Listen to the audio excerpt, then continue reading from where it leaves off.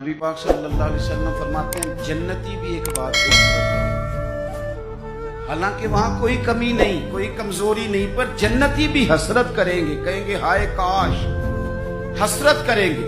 یا رسول اللہ کس بات پر؟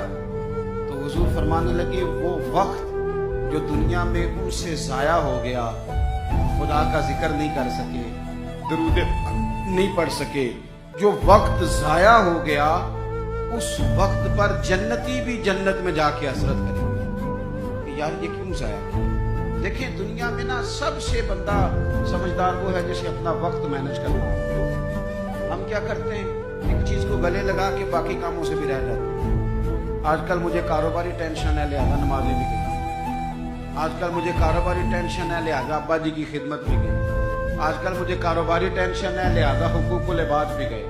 کیونکہ کاروباری ٹینشن ہے تو لہذا کسی سے ہنس کے مسکرا کے بات کرنے والی جو نیکی تھی وہ بھی گئی۔ ایک ٹینشن آئی ہے نا تو آپ نے سارا کچھ اسی کھاتے لگا دی۔